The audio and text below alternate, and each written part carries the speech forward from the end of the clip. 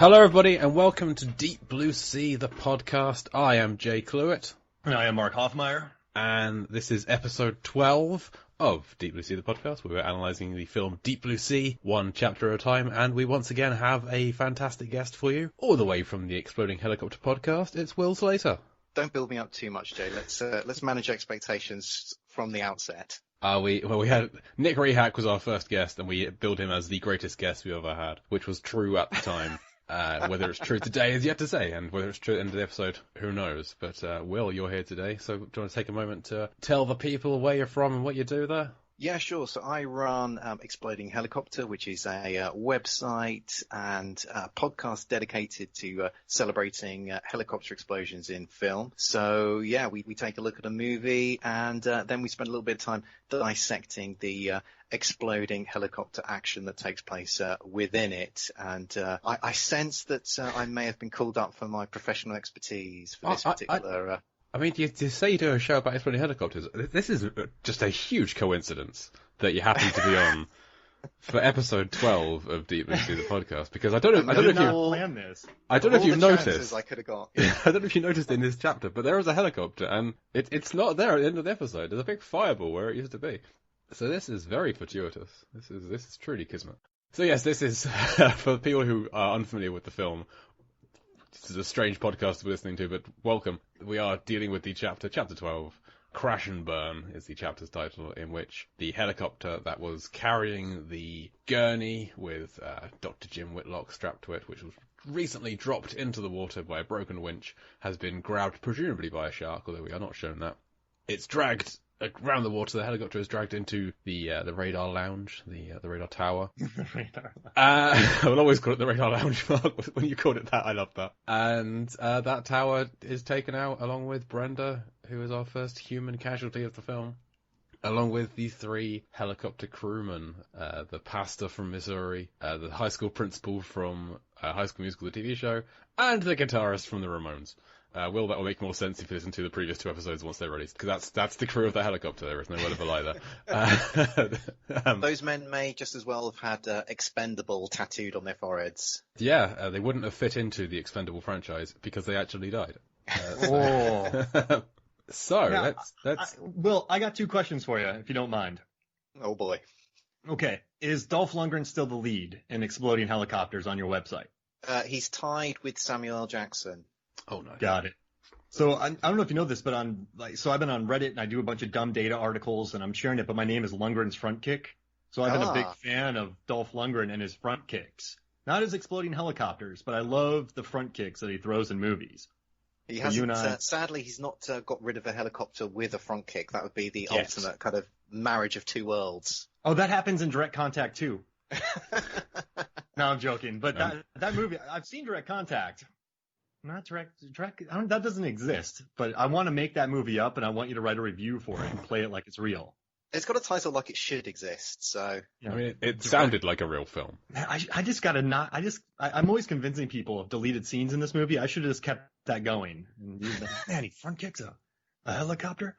Right. And then also, my second question is, in the pantheon of Rennie Harlin's films, where does this helicopter crash rank? So I went through his movies today, and I read on your website that you've covered 12 rounds.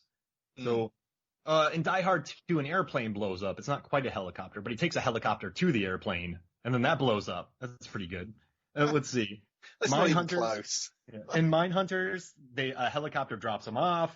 And Cliffhanger, okay, so it's Cliffhanger, the fight with John Lithgow, the 12 rounds helicopter scene, or do you count The Long Kiss Goodnight with the helicopter explosion because everything explodes?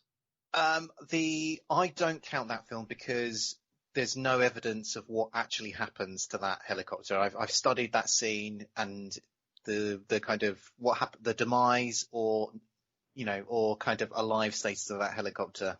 I can't figure out what happens to the helicopter in that, so I don't include it. Yeah, me neither. But I'm like, it burnt, but I can't prove it, which is the worst. And next, in the movie Driven, there isn't a helicopter crash, but a car explodes. And I'm telling you, it shoots 50 yards in the air. And I mean, it is a comically, beautifully large crash. So it's not exactly a helicopter, but it gets airtime. So is that helicopter-esque explosion or no? Do we got to leave that out? I think we're going to leave that out. All right. So how would you rank Deep Blue Sea, 12 Rounds, and Cliffhanger? Well, you have also missed another exploding helicopter in Rennie Harlan's canon. So he directed a very strange movie called 5 Days of War, which was part financed by the Georgian government in order to there was a bit of sort of like anti-Russian propaganda that I imagine there was a quite healthy paycheck involved in that film for old Rennie. So you got those 4. I looked at that. I'm like, nah. And I researched Devil's Pass, Skip Trace. That movie made $136 million worldwide, by the way. Wow. Yeah. So, all right, you have 4 movies. How would you rank the exploding helicopters in his 4 films? Well, he does do good exploding helicopter, does Mr. Harlan. 5 Days of War, it's a really big, juicy exploding helicopter. 12 Rounds, the kind of scene that it's a part of is quite amusing, and I think the best part of that is the escape of our 2 heroes from the exploding helicopter there, where they just jump. Dive. Yeah, perfect dive out of a helicopter into a rooftop pool that's on top of a skyscraper. I mean, what were the odds of that? Obviously we've got the classic, Sylvester Stallone versus John Lithgow fight. Really hard to know who was going to come out on top in that fight. Septuagenarian John Lithgow, or the HGH, steroid inflated Sylvester Stallone, or obviously this one in Deep Blue Sea. I'm probably going to say Cliffhanger. I just like, kind of the fact it's taking place on an upside down helicopter on the side of a mountain. There's layers to it. Oh yeah, and there's that great shot of Lithgow like falling to his doom, kind of doing the classic sort of villain type no as he meets his demise. So I think that one just edges it over some other very high quality exploding helicopters. What would you give the last one to, or do we want to know? What's your least favorite? Ooh, probably 5 Days of War. It's functional but lacks imagination. I gotta tell you, you called that a juicy explosion, and I think that's my favorite term that I've heard in a very long time. I think I heard that in a chewing gum commercial once. There's that Double Mint commercial where the twins are chewing in a helicopter, and then it blows up. It blows up, and then the gum flies out, and someone grabs it, and they're sad about the helicopter crash, but they got some gum, so they're quite happy about it.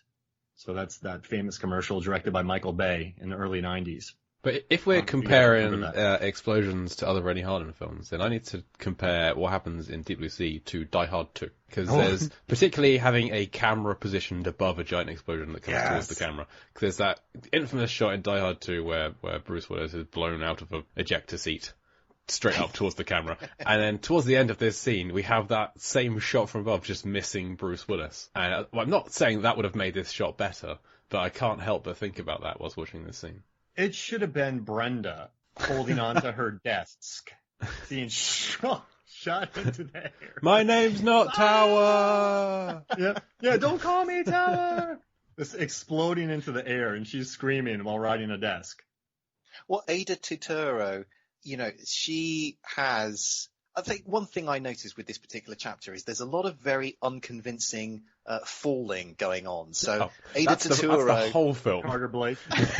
She does this sort of scream. She screams directly into the camera, and then I imagine she gets pulled on some sort of bungee cord backwards. Oh, I don't think that's Ada Turturro doing that. I think that's a stunt person. And then we get Janice like falling into the pool in just sort of classic sort of blonde ditz kind of way. And I have to say, from watching this particular chapter multiple times, I was very struck by the very unconvincing quality of the falling that was going on with these two actors. Well, with Janice, there's a cut mid-fall where as she begins to fall, her arms are kind of folded over her head to protect it. And then the next shot, you've got face on, she's falling backwards with her arms outstretched upwards as if she's doing like a high dive, but falling backwards doing so. And I don't know how I would react in this situation. I would probably fall into the water if I was stood next to it like she was. But yeah, the cut between the two feels like, I don't know, there's a lack of continuity there at least. And then once she's in there, like later on, you have Carter, who Carter Blake has a tendency to fall over in every scene. This is the one scene where everyone else falls over and he doesn't. So to compensate, he dives on the floor. Yeah. He scrambles down to get He really over. overreacts to the situation because On a prior episode, we said that he should have a hot rod red and like have a racing stripe. flyer streaks on his racing stripes on his suit. So when he slides on the ground, he looks like a hot rod zipping by while sliding. Like a spoiler on his backside, that kind of thing. I like the sound of that. Yes. But he really overreacts to this situation. She's just fallen into this pool. She's in no mortal danger, but Carter Blake throws himself to the floor and is reaching out towards her as if that particular pool is filled with flesh-eating piranhas. Well, that is where the sharks way I come read it from. was the shark could still be there because maybe they didn't lift up the. I liked it narratively because you have an entire explosion. Then you have someone who falls in the water. So stereotypically, you feel like that person would be eaten. So I think you have an explosion. I think they did a good job showing how it affected the facility. And then you have her in the water and you're kind of thinking, wow, is a shark going to eat her? And then she's not. So I liked it narratively, the fall. The fall wasn't great, but I like the idea of the dunk into the water. What did you make of Samuel L. Jackson's reaction to this particular moment? Because the glasses removal. He removes his glasses, which is that I wish I had his kind of cool under pressure. Okay, I think what's happening there is that everyone's trying to look at the computer screens. He's trying to do the same, but his glasses are wet. He's out in the rain, so he's taking them off to clean them on his jumper. And as he's doing so, then the explosion hits. So he just happens to be mid glasses removal, and the force of the explosion just increases the momentum of his arm moving away from his face. It just continues that motion. So I don't think that's a reaction to the explosion. I think that's just he's fortunate he didn't fall down and smash them. Because he's next to that weird, there's like a metal arm that he kind of swings around on like it's the boom of a yacht or something. I can buy that. I can buy that as an explanation. Good. Sold. Okay. I'm just making this up as I go. Hey, Will, I have a question for you. Hit me. Do you mind? How much do you know about Chuck Tamburo? I know nothing about Mr. Tamburo. So Charles A. Tamburo, if you look him up on IMDb, he's a helicopter pilot who he was a helicopter pilot in Vietnam. His first credited role was in 1975 in The Fortune. He's the helicopter pilot who famously flew the helicopter underneath the bridge in T2 twice with James Cameron filming him. Yep. And so this guy, I didn't know if you had looked because I'm looking into this, and he was the pilot in Die Hard. He was the one actually flying it up there. He was in Stone Cold, classic, Lethal Weapon 2. Let's see, Predator 2, Terminator 2, Hot Shots Part 2. Gone in 60 seconds. Lies.